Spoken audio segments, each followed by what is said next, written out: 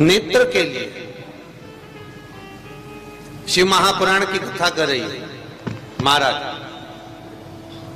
भगवान शंकर का जो शिवलिंग है और शंकर भगवान के शिवलिंग के सम्मुख में उत्तर के भाग में जो जल बहता है उसके बीच में एक मोटी सी लाइन होती है जिसका नाम हमने पहले भी कहा अशोक सुंदर। अशोक सुंदरी का जो स्थान है वो जहां जलाधारी है, जहां से पानी बहता है, उसके बीच में जो एक लाइन है वो अशोक सुंदरी का स्थान है। बहुत ध्यान से सुनना महाराज कथा। और अभी तक शायद टीवी पर यह क्रम मिला भी नहीं होगा जो क्रम आज वर्णित किया जाए। अशोक सुंदरी की जगह मध्य भाग। समझ में आ रहा है ना सबको? फिर अच्छे से समझ लो। ये शिवलिंग, ठीक है, ये जलाधारी जहां से पानी नीचे गिरता है, ये दोनों पूरा गोल भाग, यहां से पानी नीचे जा रहा है तो इसके बीच में जहां से पानी जाता है उसके बीच में जो स्थान है वो अशोक सुंदरी का स्थान है, शिव जी की बेटी का स्थान। अब शंकर जी की जो बेटी का मध्य भाग में स्थान है अशोक सुंदरी का, वहां पर आपको शहद की 7 बिंदी रखना है। और जो ये शिवलिंग रखा है, इस शिवलिंग के तुम पीछे की ओर बैठे हो, यहां बैठे हो ना आप दक्षिण में, तो यहां बैठे हो तो पीछे का जो शिवलिंग का भाग है इस पे आपको चंदन का लेपन करना है महाराज। शिवलिंग के पीछे के भाग में अर्थात जहां आप बैठे हो पूरे शिवलिंग पर चंदन नहीं लगाना, जहां आप बैठे हो उसके सम्मुख भाग में आपको चंदन का लेपन करना है महाराज। एक पीला चंदन होता है और एक लाल चंदन होता है। लाल चंदन कभी आप किराने वाले की दुकान पर जाएंगे तो वहां पर आपको लाल चंदन प्राप्त हो जाएगा। आपको जो लेपन करना है वो लाल चंदन का लेपन करना है।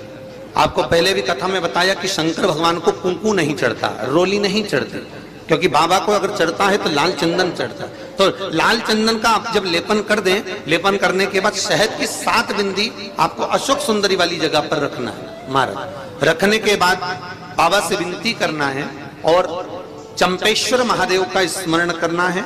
चंपेश्वर महादेव का स्मरण कर कर हाटकेश्वर महादेव का नाम लेकर बिंदी को लगाना है। लगाने के बाद उसी बिंदी को आपको एक कटोरी में, अब बिंदी कितनी लगेगी, जरा जरा सा शहद लगेगा, उसको छोटी सी कटोरी में लेकर आ जाना है महाराज। उसको लाने के बाद में शाम के समय पर प्रदोष काल के अंतर्गत, प्रदोष काल किसको कहा गया?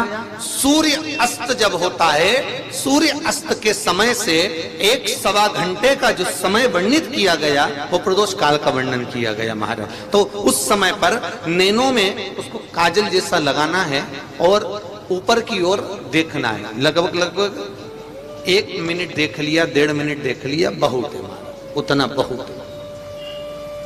काजल जैसा लगा।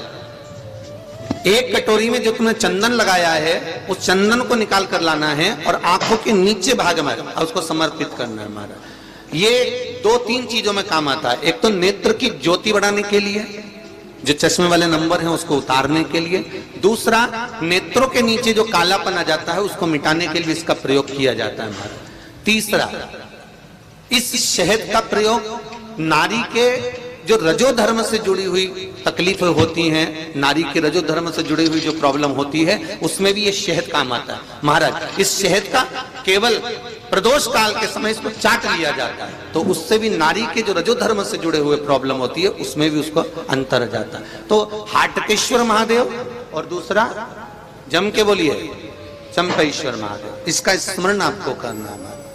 इसको धारण कर कर आप सुख को प्राप्त कर। तो भगवान शिव देने वाला है, बस आपको प्राप्त करने का एक स्थान, शंकर को रिझाने की एक जगह, शिव को प्राप्त करने का एक स्थान होता है जहां से हम शिव को प्राप्त कर सकते हैं, जहां से हम शंकर को प्राप्त कर सकते हैं।